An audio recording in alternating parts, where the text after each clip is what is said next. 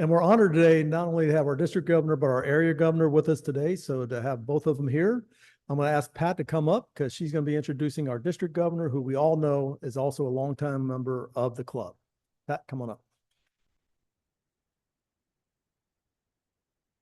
Dick has been a Rotarian since 2004 and has served in a number of club and district positions, including as club president.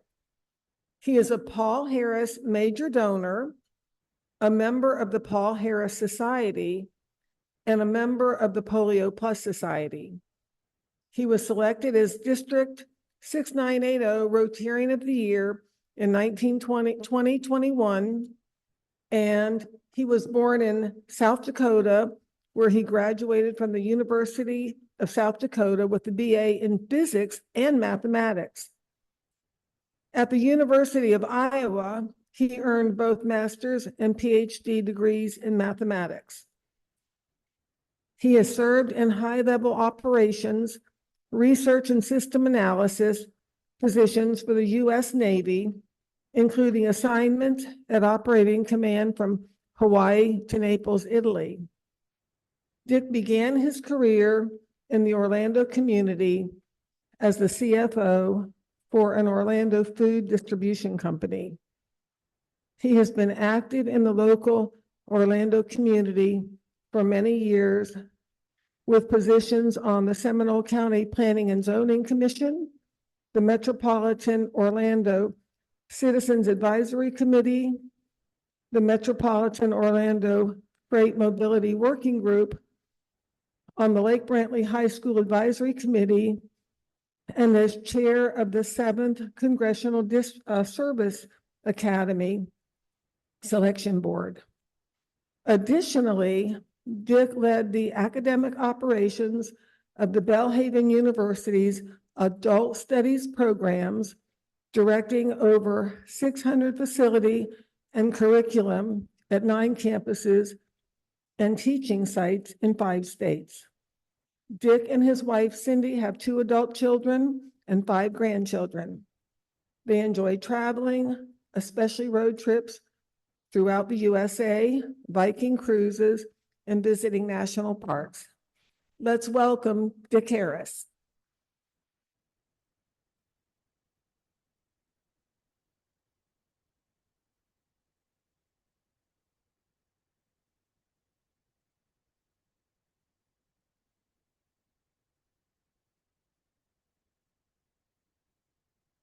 Thank you for that welcome. When I speak, I like to walk around and in so doing, turn this into a conversation rather than a presentation. And I'd like, when you speak before a Rotary group, there's one thing that always comes through, that there are no strangers in the room, just friends you haven't met yet. And that is the theme that I carry through all the clubs that I attend. And you'll be surprised how many friends you do make, simply because you're open to making friends. Now, one of the things about Rotary is a question I'll pose to you. How does Rotary International tie together 36,000 Rotary clubs, 10,000 Rotaract clubs, 1.2 million members in 200 countries into a unified, effective international force? Have you ever thought about that? That's an amazing issue of leadership. Well, one of the things that we do is we have themes to guide the clubs in a common direction. This year, our theme is Unite for Good, and we'll talk more about that later. Underneath of that, supporting it, is a theme for our district: create a culture or a climate of possibilities. So before we launch into talking about the future, let's talk about this club. Okay, this club is the oldest club in the district. It is not the size it once was, but it's still among the top 5 clubs in terms of membership. And each year, for many years that I can think of, we've earned the Rotary International Award of Excellence.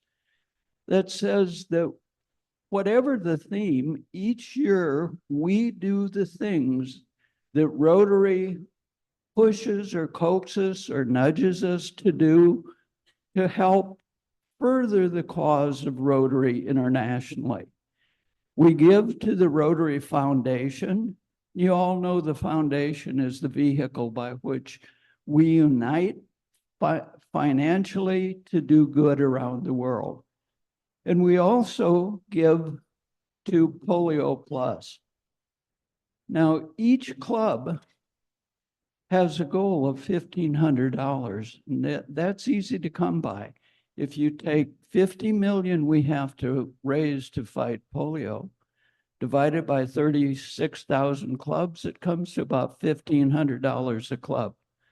So we're carrying our share, and in addition, the club did 10 service projects last year. Now that's a pretty respectable record. Could we do more? Perhaps. But when we think about that, this club last year did everything that it needed to do to pull in the direction that Rotary International was nudging us. So I think we ought to give Dan a hand for leading the club to a successful year. Right? Now, looking to the future, you all heard about the fact that our president-elect resigned in mid-June, 2 weeks before he was to take office. Mario Cesar Martins de Camargo from Brazil. And the board of directors chose Francesco Aruzzo from Italy. Francesco was notified that he was elected to be the president, and in the same call told, we need you on plane tomorrow for Calgary. So that gives you an idea of how adaptable Francesco is. Now, he appeared in Calgary, and in his first speech, the picture there is a picture I took from the front row of hearing his speech. He said, let us create one great shared dream that ignites us, that changes the world and changes our lives too. So he's thinking big time, okay? We're going to off to change the world. But he said further, let us set no limits on creativity. Think about that a minute. Set no limits on creativity. For the first time in memory, Rotary is telling us we can do just about anything that falls within the 4-way test. Okay? But the first thing we need to do to change the world is engage our communities, right? We have to tell our story. Under that theme, Unite for Good, we can talk about that at many levels, but how do we unite unless we have our communities behind us? Okay? On the way home from Calgary, Cindy and I sat in the 3 across row, and the person in the third seat was a young junior in high school from Calgary, and we got to talking with him and found out that he was headed for Orlando to visit the theme parks with his father, and he asks, "Why were you in Calgary?"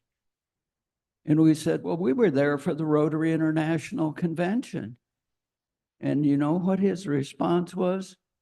"What's Rotary?" He'd never heard of Rotary. Right? So we explained to him that Rotary is this big organization that had a seat at the United Nations, writing its charter, one of only two non-governmental organizations that had a seat there, and that still had a voting seat on the United Nations. Of course, he knew none of that if he knew not what Rotary was. And we explained how we were the boots on the ground eradicating polio from the face of the earth. And you know what his next statement was? "What's polio?" That young man had never heard of Rotary and had never heard of polio. That's how successful we've been in wiping out polio. We're not there yet, but almost. So when we think about this, we've got to find a way to tell our story. Do you all have an elevator speech? Do you know what an elevator speech is? It's a 15 or 30-second speech that makes a point of who you are or what an organization is. This slide represents what I believe Rotary is. Rotary is the greatest humanitarian organization in the world. Every minute of every day, a Rotarian somewhere feeds someone, houses someone, clothes someone, gives someone clean water, performs surgery on someone, or otherwise helps improve their health. We help people we don't know and probably never will meet because it's the right thing to do. You just heard my elevator speech.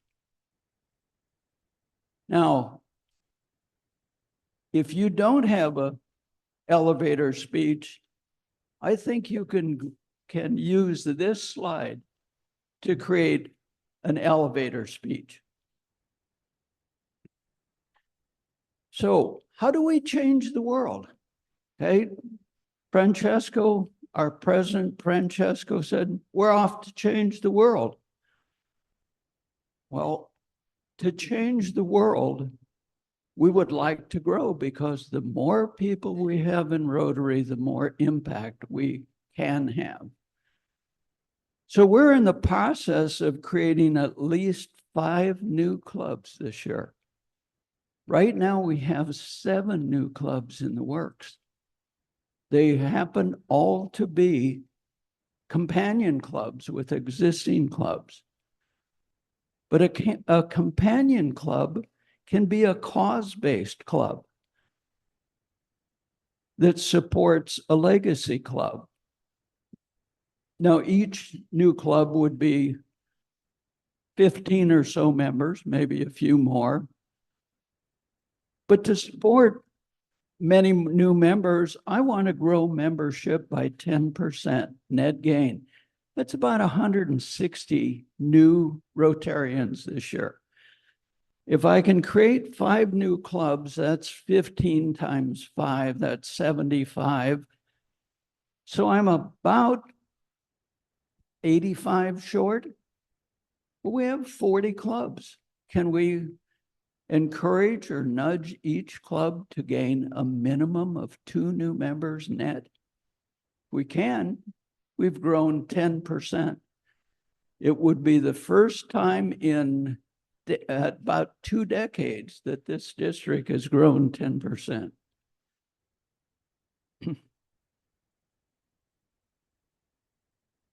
Okay. Another thing that I want to do is increase our support for RILA. I personally believe that the youth programs that we conduct are among the most important things that Rotary does. RILA, as you know, is Rotary Youth Leadership Academy. It teaches high school students age 15, 16, 17 leadership. Last year, we had room for about 140 students. We had 112, I think the final number was. That means we could have had more students. So I'm asking clubs, let's go out and sponsor students. Let's find the students and fill our RILA capacity. We also are in the process of rebuilding our Rotary Youth Exchange, where we send high school students to other countries and welcome students from those countries here. So that's the inbound and outbound. And that is an important long-term thing. Those students become friends with the families. It's an international peace effort. It's an international connection that endures, just like your friendships with Rotary will endure the rest of your life. And we need to reinvigorate our Interact clubs.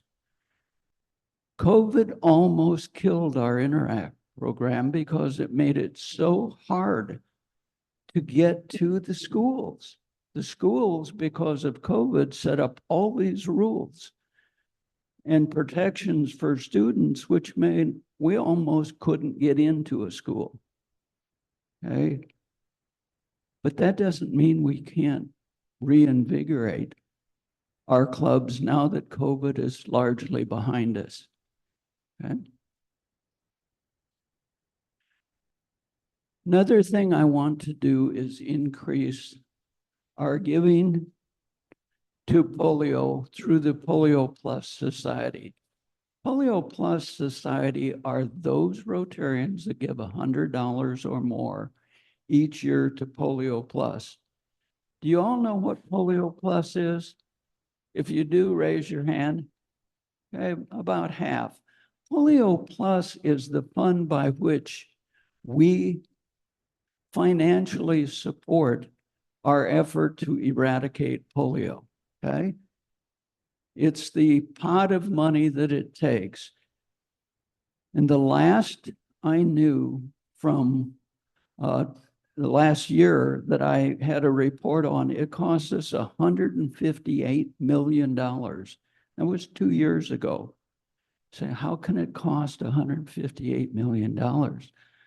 Well, we still have 2 countries that have polio, and we have about 35 other countries that we are monitoring their sewage, their water, and, you know, just because no person has polio doesn't mean the virus is gone, okay?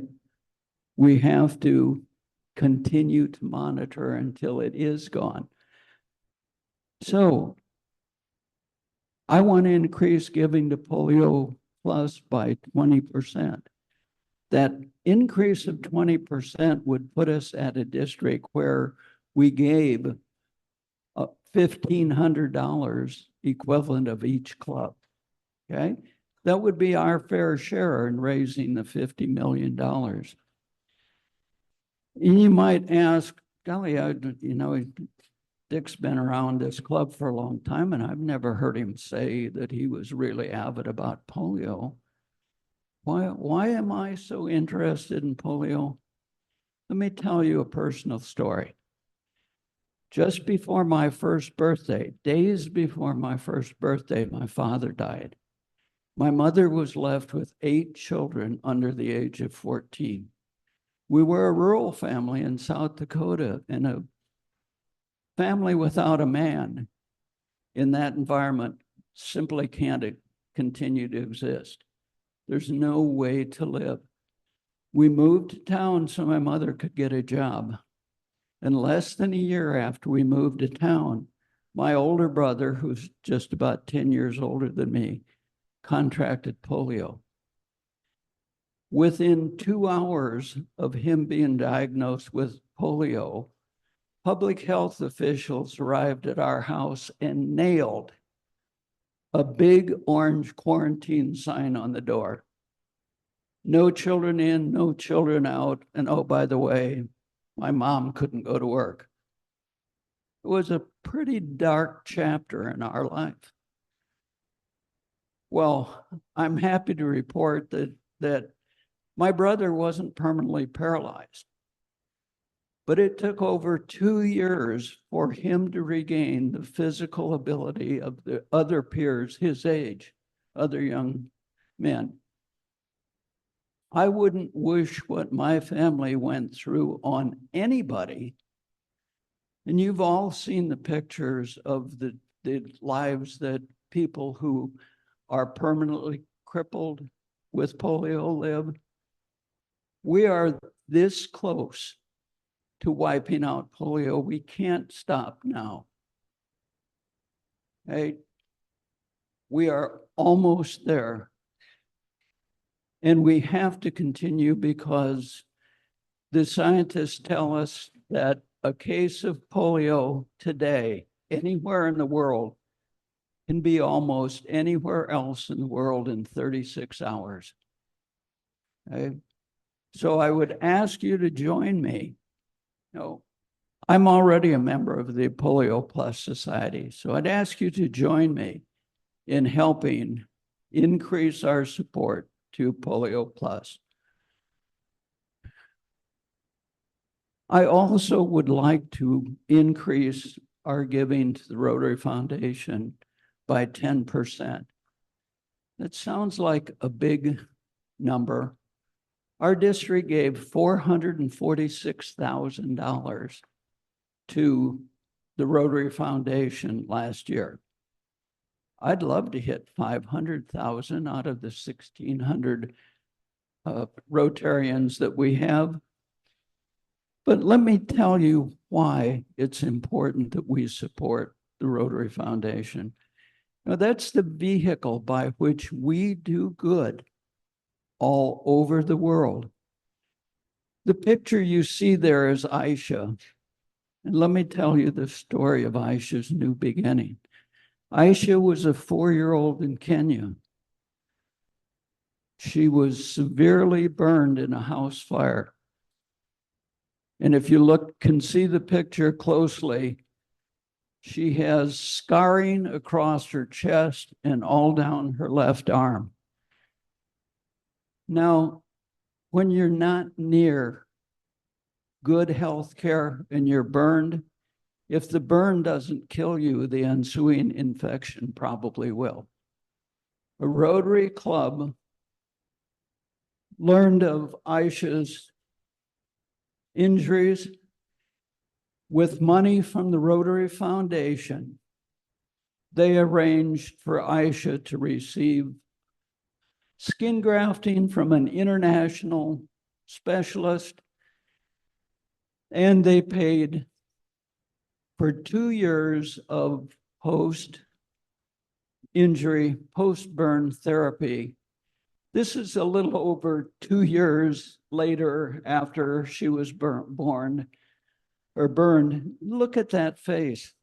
That little girl got her life back because of Rotary. That little girl has a future because of Rotary. Like I say, we help people we don't know and probably never will meet because it's the right thing to do. So, off to change the world. How do we do that?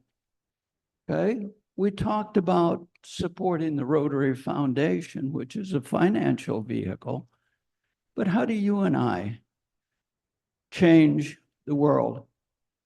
Well, first of all, we want to set a climate of possibilities. If it fits under the 4-way test and we can benefit the club or people from it, why not? There's no limit on creativity. We can partner with anyone. We can pursue a broad range of opportunities.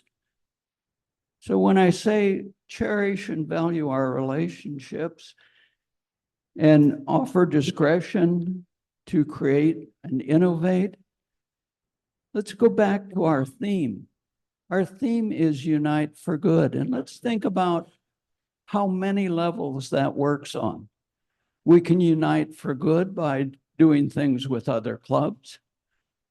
We can unite for good by doing projects with other organizations, maybe Salvation Army, maybe the Boy Scouts, maybe any number of organizations that would benefit from our support and provide us access to their members to gain membership for ourselves.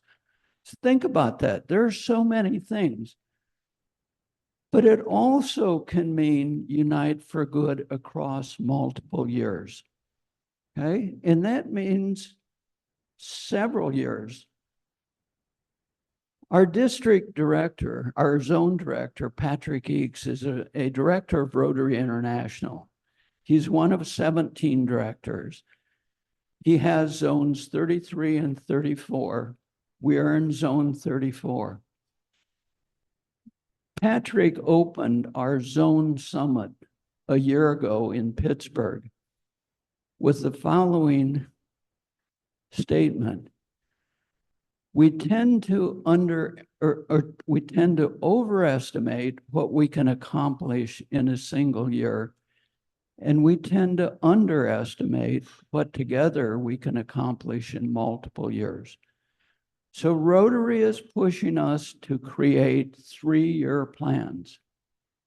The 3-year plans coincide with what most clubs have in leadership sequence: a president-elect, and a president nominee.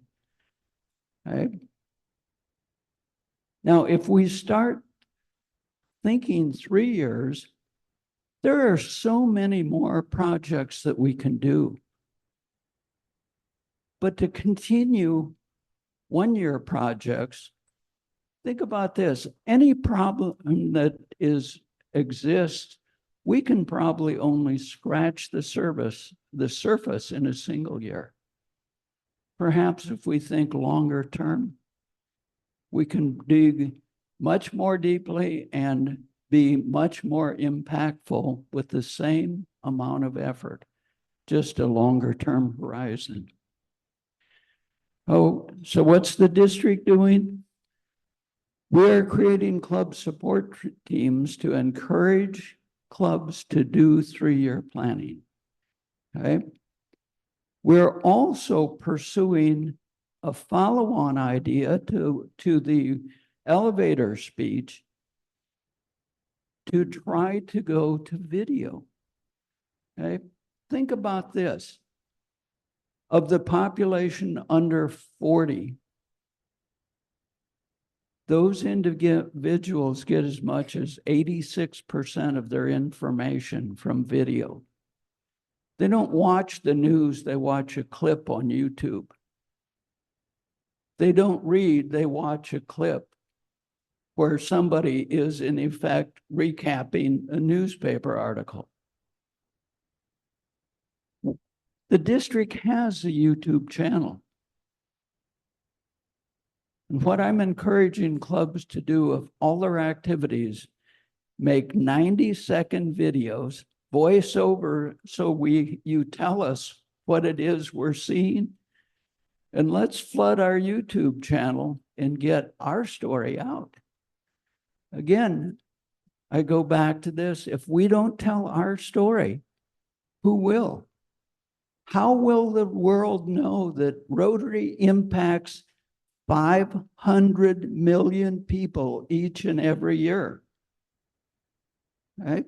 How many of you knew that statistic before I just told you? Okay. See, we don't even tell our story well to each other in some cases.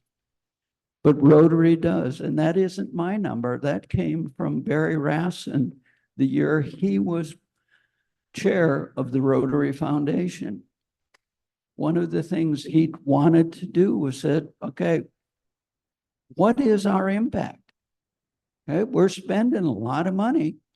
We're helping the world, but how many people are we impacting? And his number was almost 600 million.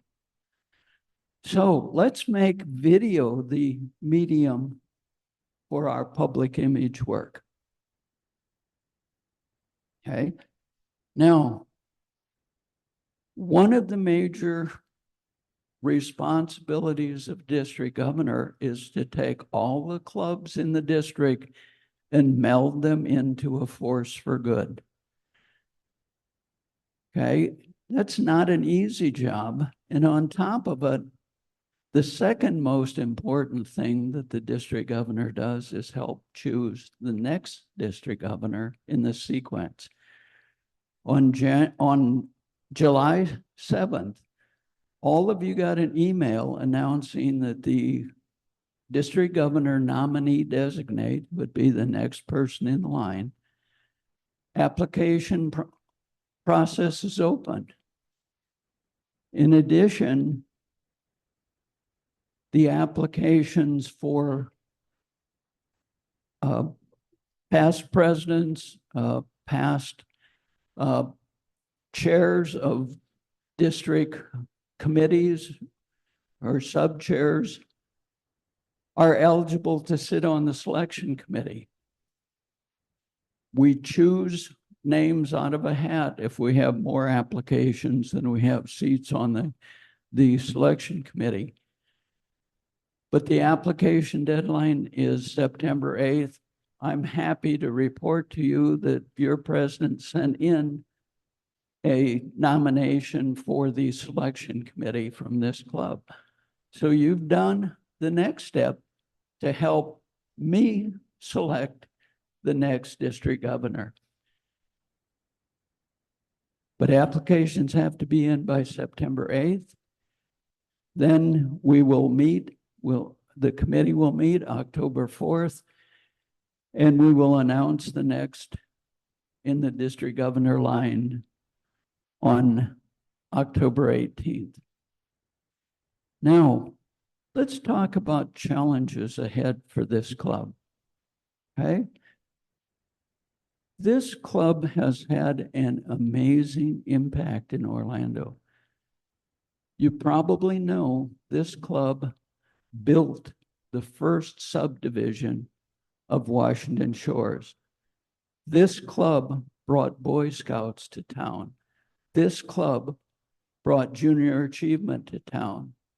Members of this club started or formed and actually promoted many of the civic organizations that exist today. Thank you, John, for all you did in that direction. Now, we can have that impact again. We do need to increase our membership. And one of the things that I'm finding is the clubs that have a signature event that reaches out to the community, that builds goodwill, gets their name out in a fun way, are the clubs that are growing. So we really need to establish a signature fundraising event, and perhaps we need to form a companion club that simply wants to help promote that event. Okay. We do need to update our club's strategic plan, keeping in mind the 3-year nudge from Rotary International, and to reach out and knit our club better into the community. We need to find more ways to serve the community, which bring more leadership opportunities for new members. We can help by reinvigorating the social connections. Maybe we ought to just have a party. Everybody attend, You know, Rotarians are humble people. There are people in this room that have had amazing careers. For example, Bill Pieper. When Bill took over Visit Orlando, it was in a closet in the back of what was then the downtown Omni. When he left that job, they occupied 3 million square feet out at the convention center. There are others in this club that have had similar amazing careers. But unless you have a social opportunity to get to know them, we really don't talk about the past. We're forward-looking people. We talk about the future, what we'd like to accomplish, right? So think about that. These are challenges. These are things that this club could do. Not easy, but certainly a possibility. Let's create a climate of possibilities and pursue some of those options. Thank you for your attention. Thank you Vic. for being a great club. I'd be happy to answer questions. Does anybody have any questions?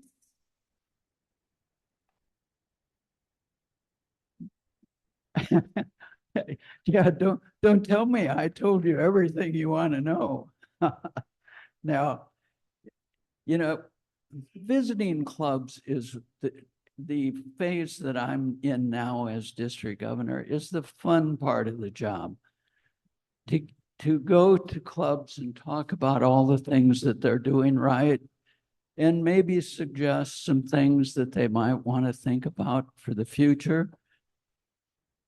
But Rotary is the greatest humanitarian organization in the world. And this slide says what I really believe about Rotary. The stories I told you are the reasons why I will be a Rotarian until I die. So thank you all. Oh, Jim.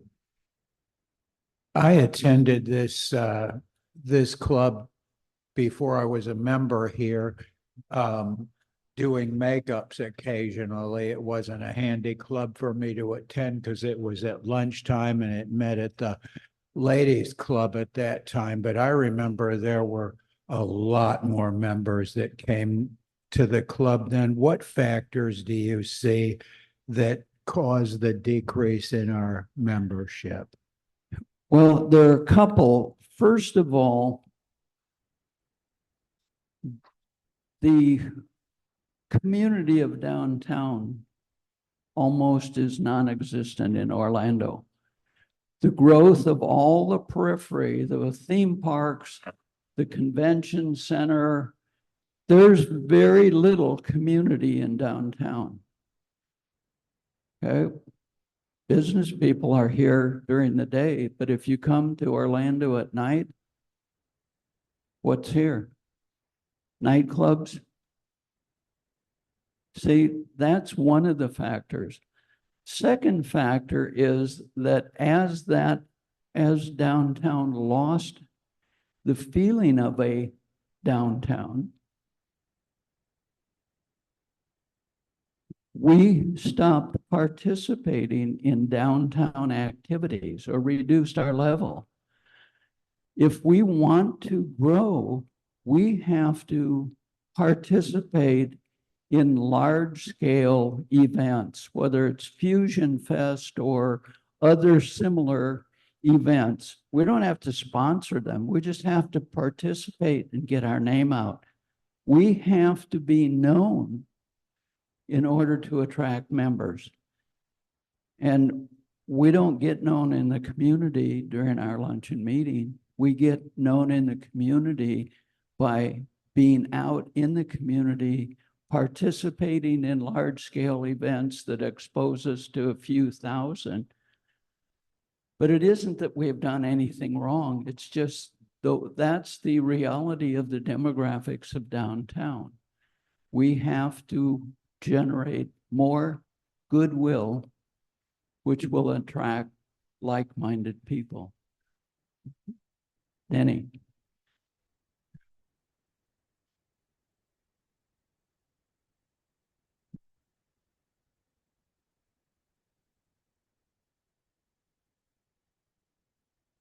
Yep.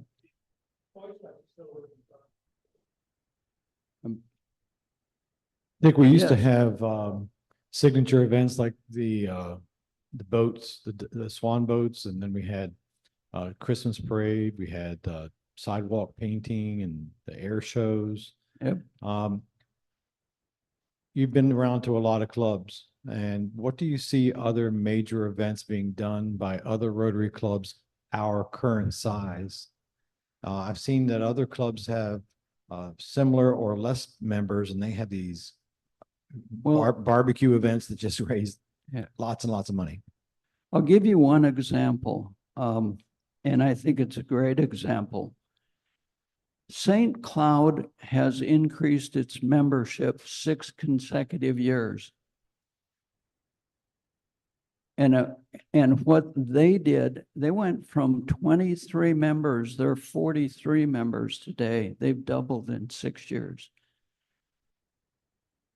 They started participating in everything that happened in St. Cloud. They did 16 events last year. 16 events. They're at everything that happens in St. Cloud. And that exposure has caused them to double in size. Okay. Another example is Lake County Golden Triangle. They moved out of Mount Dora back to Tavares, where more of the population is. That their club, associated with their club, and got involved in more community events. And they are now growing. And there are other examples. But what I see is the clubs that really get involved in the events in their locale are the clubs that are growing. And that doesn't mean they sponsor the events. That means they just get out there and work. Just participate. You know, a lot of new workers, when you train new workers, just getting them to show up is half the battle. And part of growing membership, just showing up in your community and building goodwill is a good share of the battle. So can we do that? You bet we can. And maybe we need companion clubs to help us get a signature event and put it on. Mary Ann.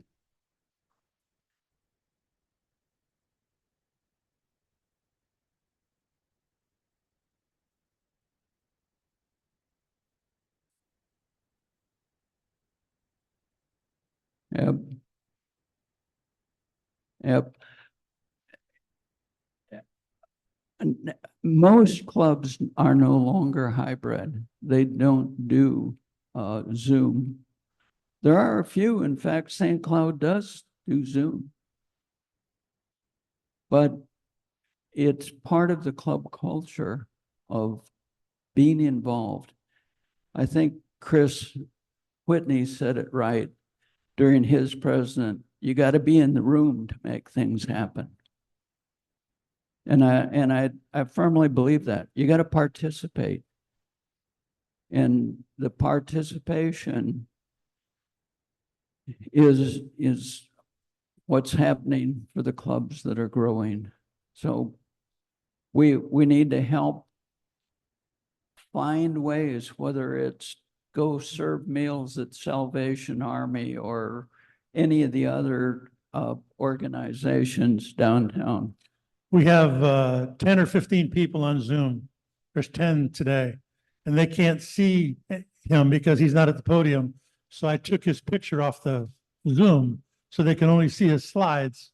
But there are about on average, about 10 every week that are there. Some of them don't have the physical ability to come, but other people, it's just more convenient to come. And you're right, they're not here in the room and they're missing that fellowship. So Yep. anyway, he works tirelessly as governor. I know, because I got to try to keep up with him. Thank you for coming back. Rich is my chief of staff, so I couldn't ask for a better chief of staff than Rich, but he and I have been working together for what now, Rich? 7 years? Yep. Anyway, thank you for listening and thank you for being the club that you are. Let's revitalize this club by getting more involved in our community, whether it's other organizations, partnering, or whatever. It isn't that we aren't doing things. The things we are doing are important, but they aren't getting us the goodwill. It's kind of like helping people and never telling anyone about it. You know, like you heard Bill often say, you know, public relations is doing good and telling people about it.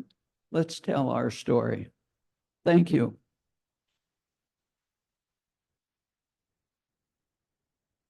All right, everybody. Thank you, Dick, and appreciate your presentation. For those that were here last week, remember Sherry Gutch, and she talked about all the things happening downtown. Next week will be another one that you want to be a part of, especially because it'll be on the future of rail in Central Florida. So we hope that you'll make your way out here. Bob O'Malley will be our presenter. This time we ask that you turn back on your cell phones because, like I say, I don't want to be blamed for a missed call later on. And please stand and do the four-way test with us. In the things we think, say, and do, is it the truth? Is it fair to all concerned? Will it build goodwill and better friendships? Will it be beneficial to all concerned?